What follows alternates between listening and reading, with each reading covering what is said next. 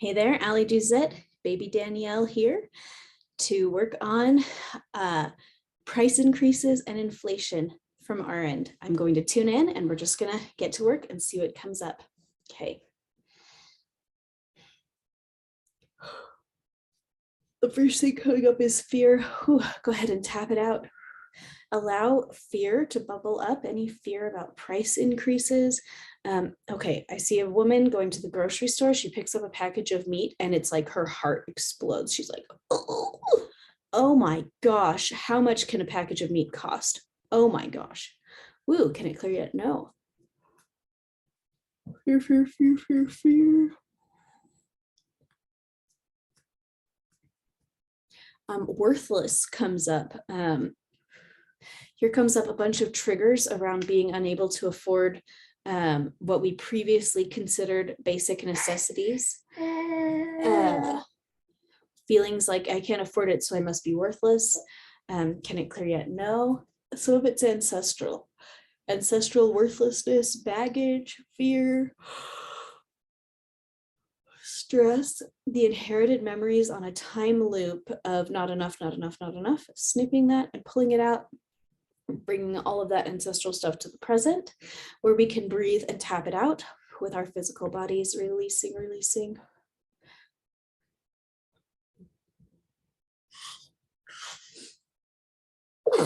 Bless you, baby. Okay. Fear, fear, fear coming up. We see somebody pulling up their pay stub, like they got their paycheck in the mail and it's not enough. And even if it might be even more than usual, it might be less than usual, but whatever it is, it's like, oh my gosh, this is not enough. This is not enough. Big panic and stress. Parents choosing, they just say, I'm sorry, I can't afford sports for you. I'm sorry, I can't afford your art class anymore. Feeling like failures, feeling like they let their kids down, feeling like they let themselves down.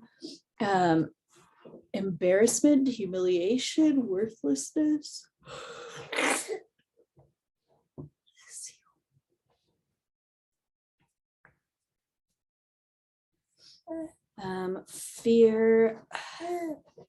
Fear of hunger, fear of jealousy. Here's a jealousy of seeing other people kind of like eat the food that this person wants to eat, and they see other people, going to do the things that this person wants to do. I'm thinking like Disneyland and like little fun stuff, and that pang of like paralysis of like, oh my gosh, I can never afford that now. Like this feeling of constriction. That's really what it is, a constriction. Can it clear yet? No. Fear, fear, fear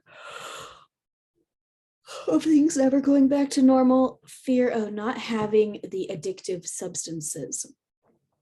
So what does that say? I mean, the obvious ones are like drugs, alcohol. The non-obvious ones like potato chips and chocolate and just the little delicious treats and stuff like that. Big fear of scarcity of around like treats, both like food treats and then like amusement park treats and like I don't know, whatever people do that is a treat, going to the movies, like all of the treats that can't be possible with rising prices. Whoo, shake it out.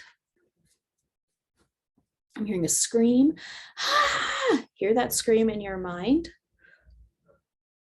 And it can start to clear, so let's tap and breathe.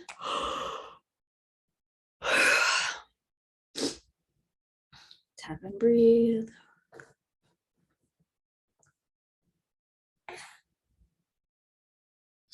Okay, let's see. We've got to tap in some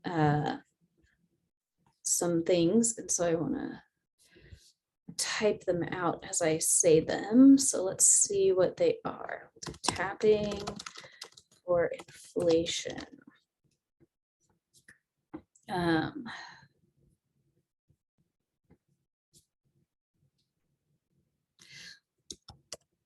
Tap it in. I can easily prioritize where to spend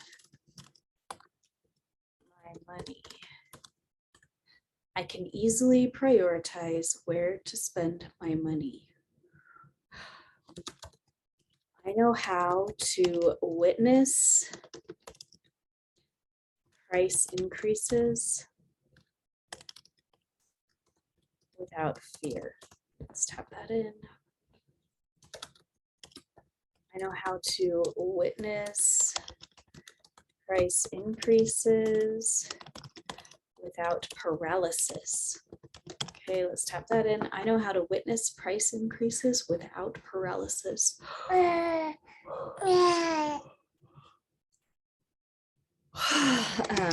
can easily release old patterns of financial spending that are not serving me. I can easily release old patterns of financial spending that are not serving me.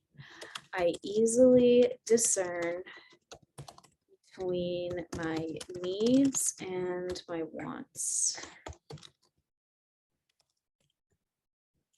I easily discern between my needs and my wants. Let's do that again. I'm feeling so shaky about that one, or like my body is like reacting to that one. I easily discern between my needs and my wants. I easily discern between my needs and my wants. Let's go ahead and imagine a tube of light shining down on all of our heads, containing divine information on needs versus wants. What do you really need and what do you want? So last night in the inflation lecture that I hosted, at the very end, our guest brought up the scripture Helaman 13 and how everybody's riches became slippery and they couldn't hold on to their goods. Like if they would put a thing down, it would disappear unless you were righteous. And it was because of the curse on the land.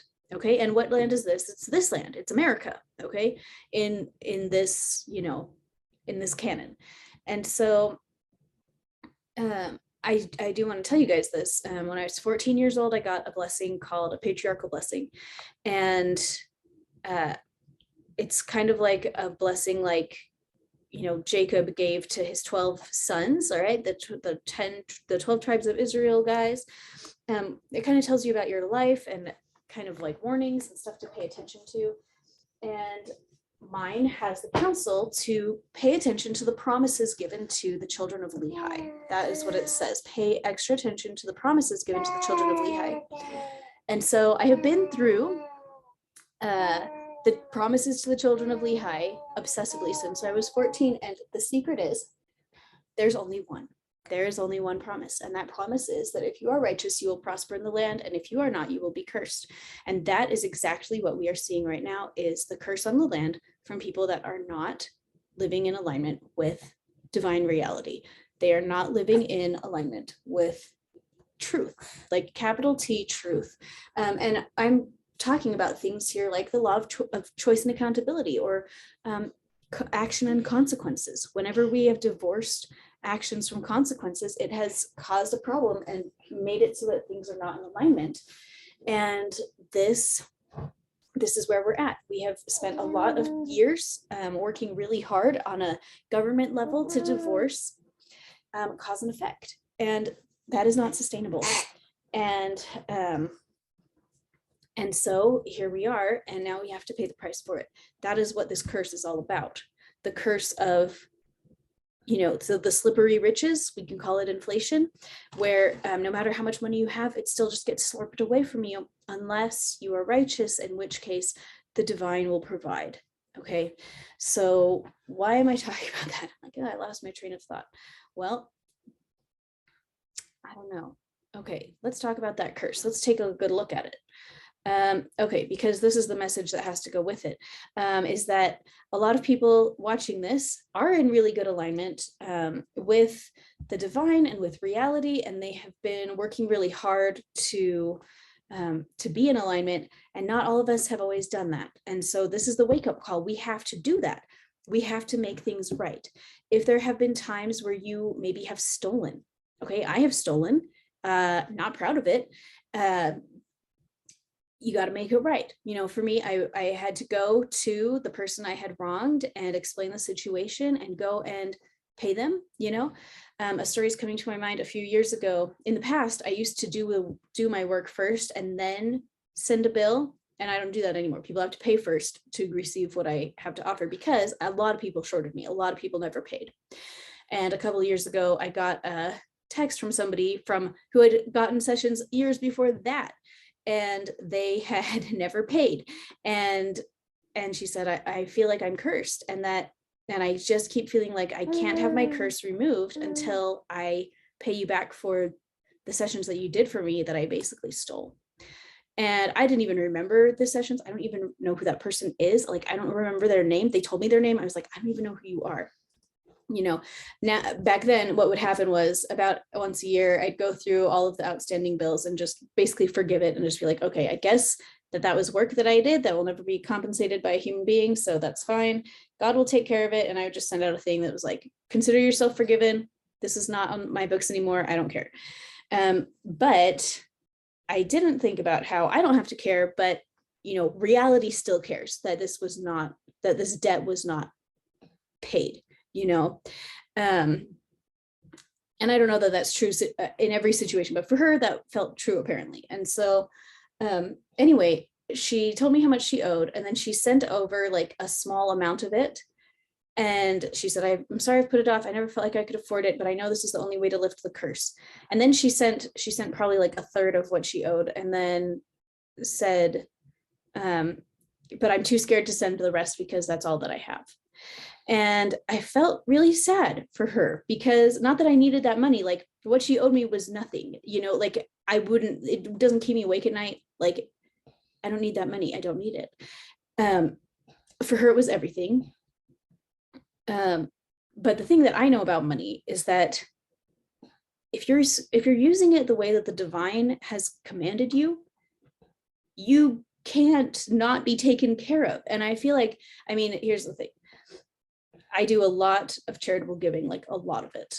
And I don't know, I think my giving has stressed out some of my family members. When I mention it, they're like, oh my gosh, you spent how much on what? And I'm like, I had to do it. Like, people needed it, so I did it.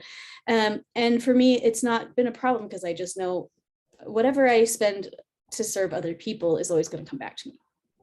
And I just felt so sad that she had that beautiful chance to experience that. You know, if she had spent every dime that she had to make that right, that this problem that she felt needed to be made right, if she had done that, I honestly believe that the curse would have been lifted and that things would have been massively better for her. And I don't know. I mean, that's not what she chose, and because she was scared. And my message with this story is just don't be scared, okay? That was the reason why I hadn't made it right with the person I stole from years ago. I mean, I was 18 or something like that. And I didn't think of it as stealing at the time, by the way. I didn't see it that way. You know, I mean, it's a long story, but, and in the end, it was only $14. That's it. At the end of the day, this whole situation was $14 that was holding over my head. And,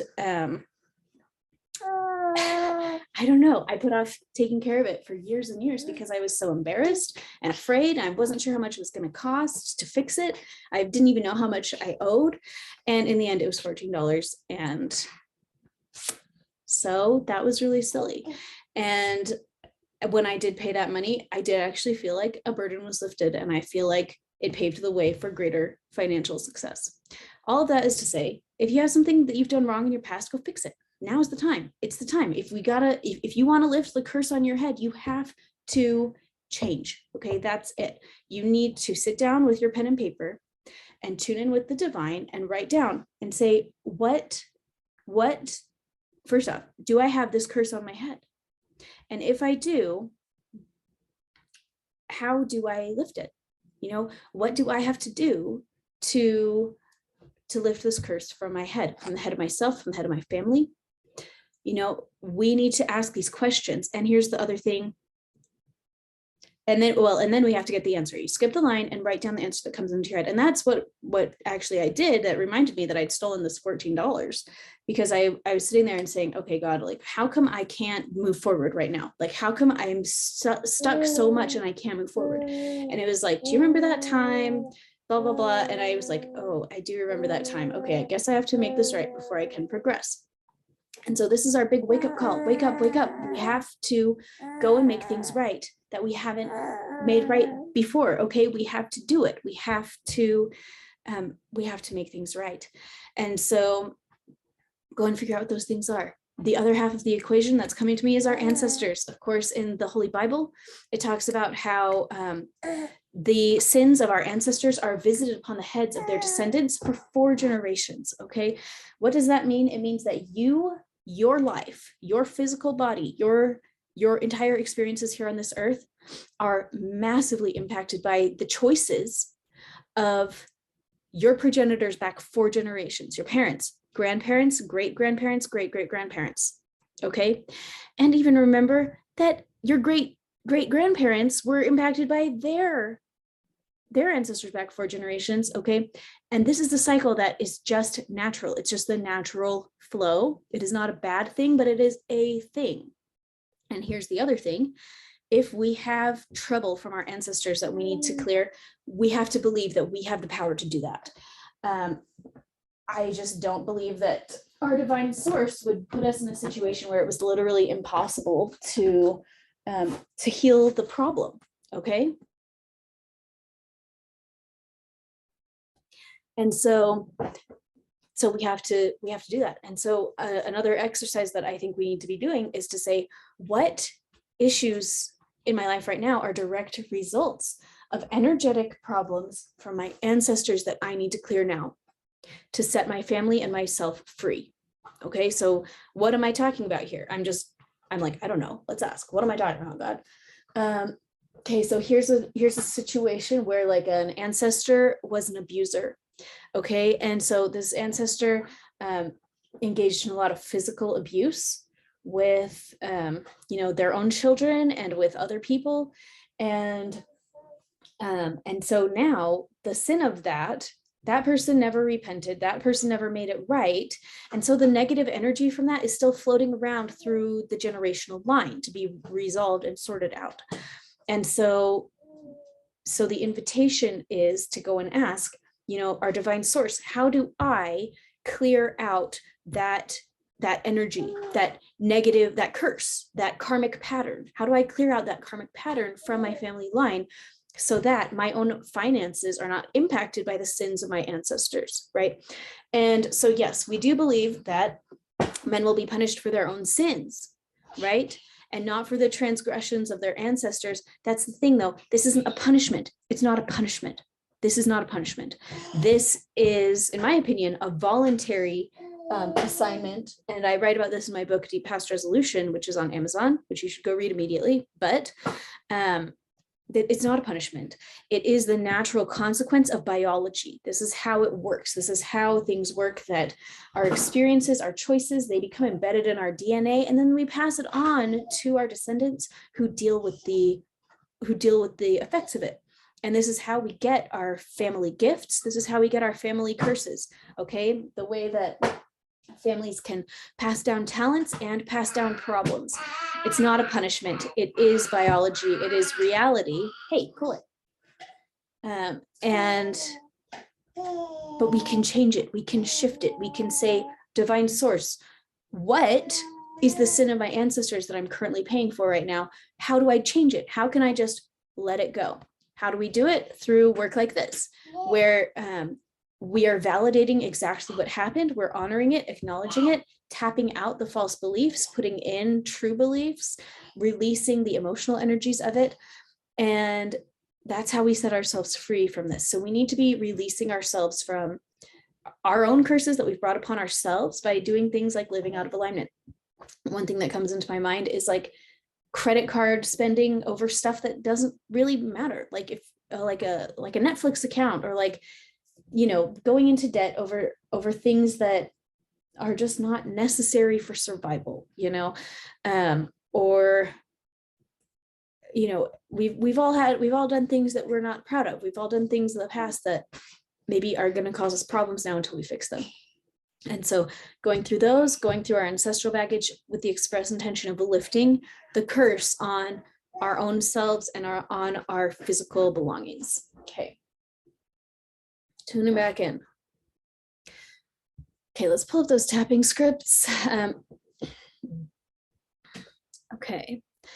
I'm just going to read through the tapping scripts that we have so far. Tap them in again. You can tap and just think yes, yes, yes, or follow along in your mind with what I'm saying.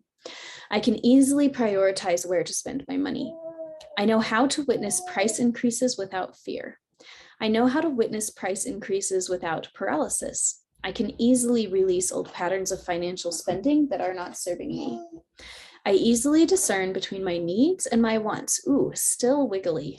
Sending down that tube of light. What is a need? What is a want? There's a huge resistance to that.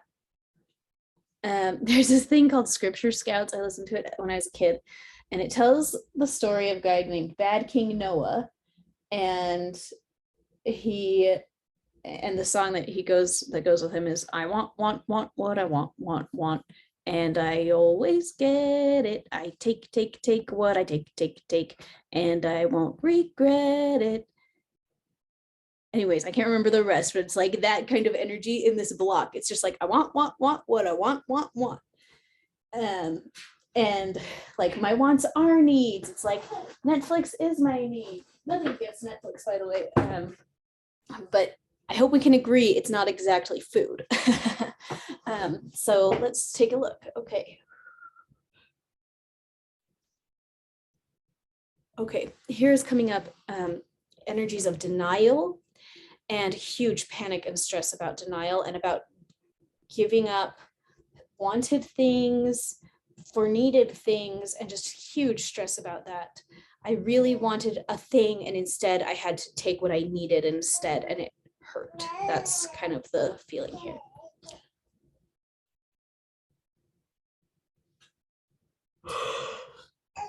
And huge fear of having to do it again.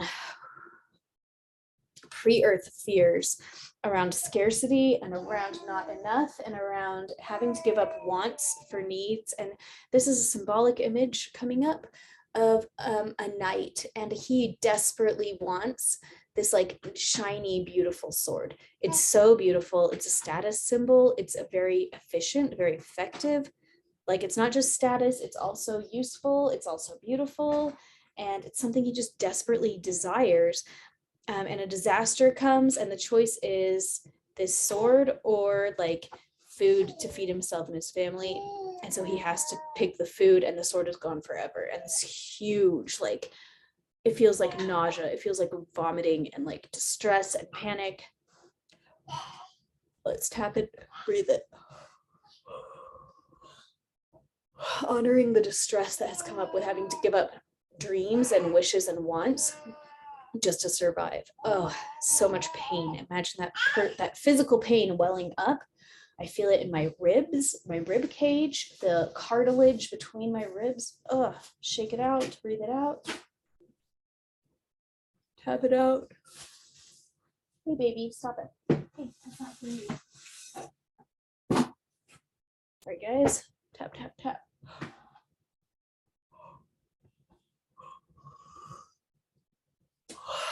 Okay, go ahead and imagine an angel coming out to our knight, putting the hand on the heart of the knight, and have that knight just breathe in and take in that divine perspective of everything is going to be made right. We might have to give up the sword or the Netflix in the short term and trust that things are going to be made right in the end. Whew. We can't always have everything that we want in the exact moment, but it's going to be made right in the end.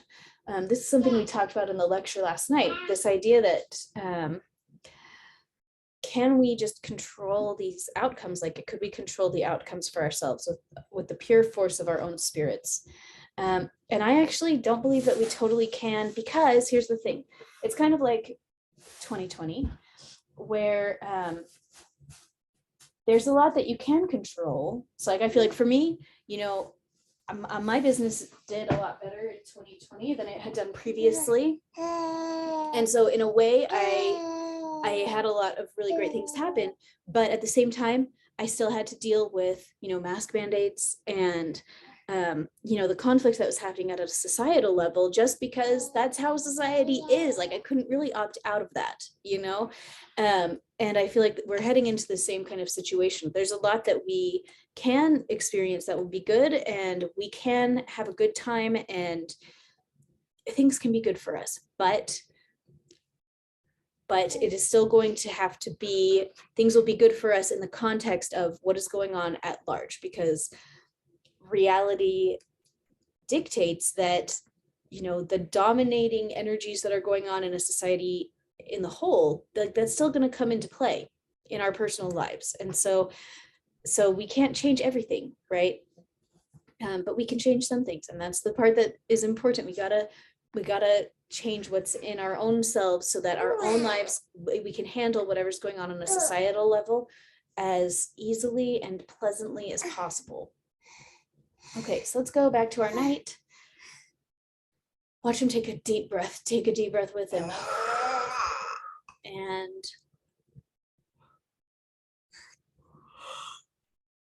see him come to terms with the sword and just say, you know what, it's okay. I'm able to let go of the things that I really wanted in order to have the things that I need in this moment. And it's okay. And I know that I'm going to be, come on, what's the word? Compensated.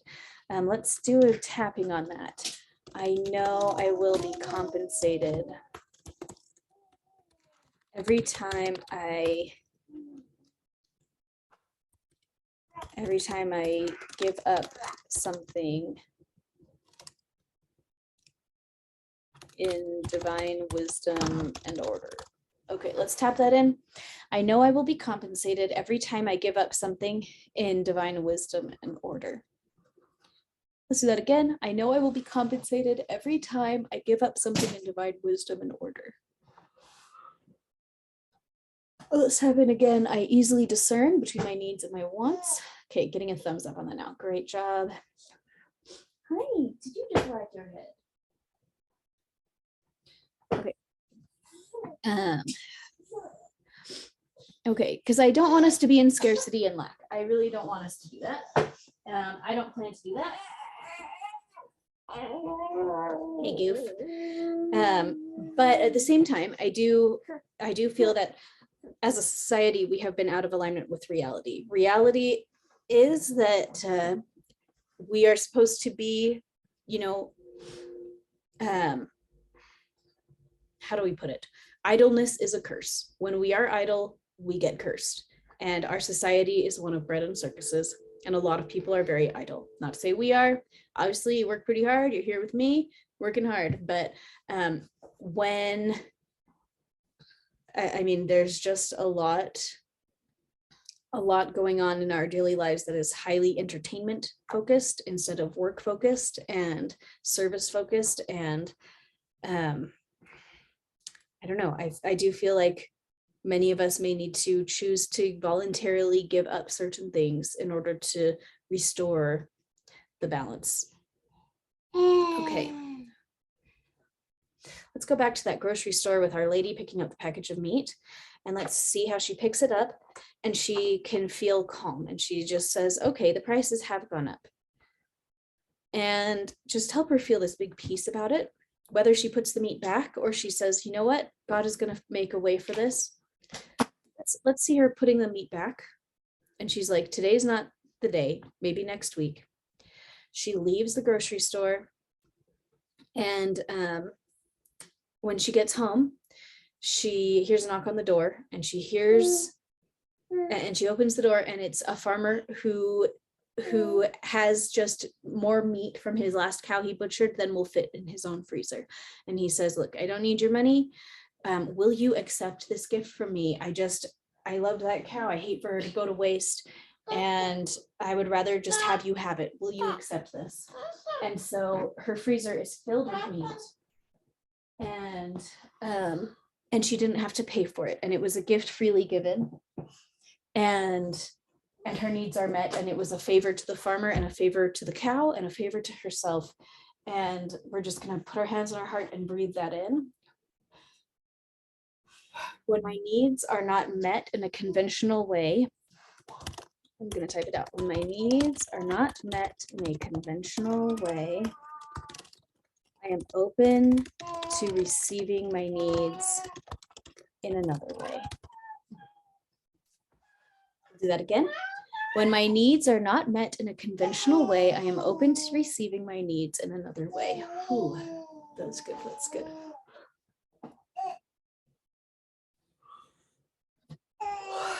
Okay, and now back to our friends who are opening up their paychecks and saying this is not enough, and canceling the gymnastics class, canceling the stuff for their kids, and feeling like failures. Let's tap out that feeling of failure and put in, I am doing the best I can. I'm doing the best I can.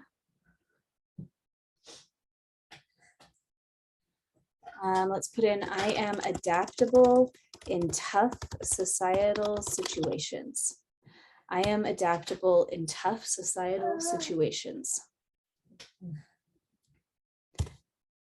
For our parents out there, I am the perfect parent for my children, even when there's financial difficulty,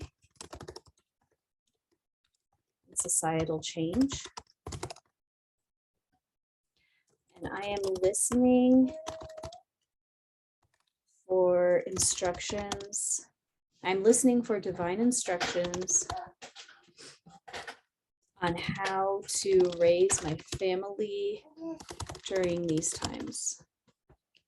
Okay.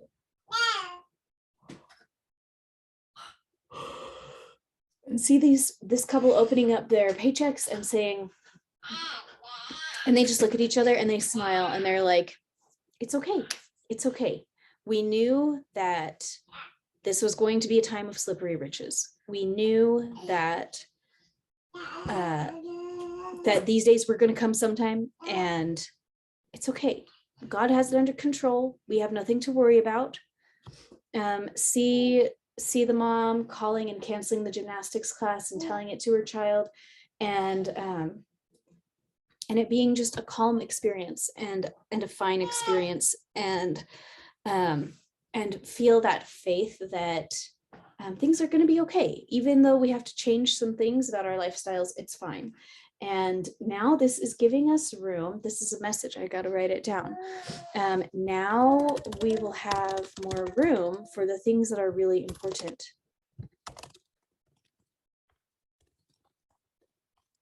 We will have more time for the things that are really important.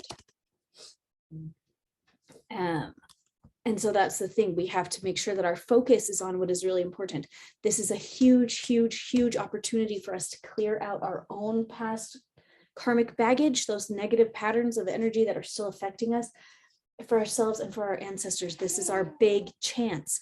And so when we have to reduce our commitments outside the home, when we have to, I don't know, if you do have to cut the Netflix budget, that's okay. It just means there's more time now that we're not going to be distracted. It's more time to focus on what actually matters, which is this.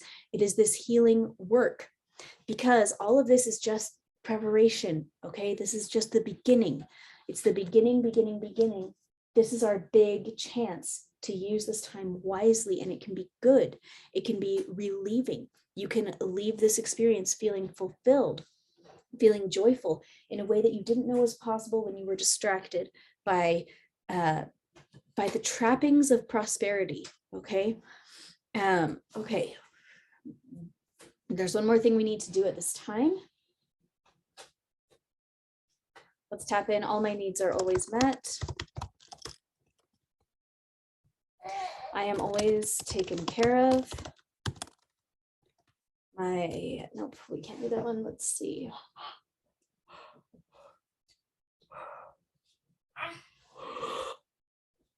Tap in. I allow things to unfold with grace.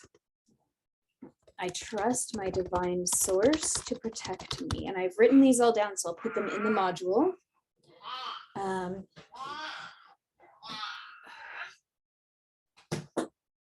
Okay, I see a person holding up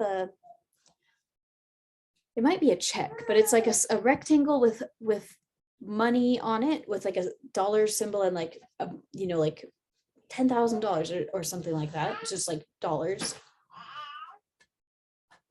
And I see this person ripping it up. And it feels yucky. So shake it out, shake it out. And I hear her saying, we're saying goodbye. So shake it out.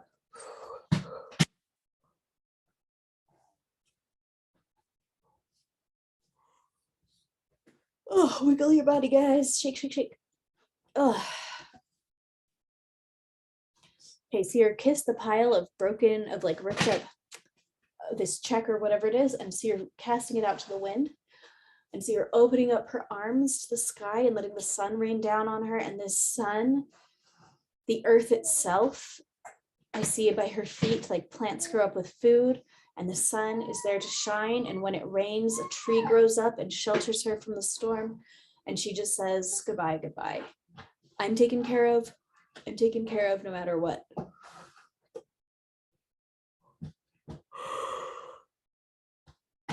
Okay. Okay. Ooh, shake it out.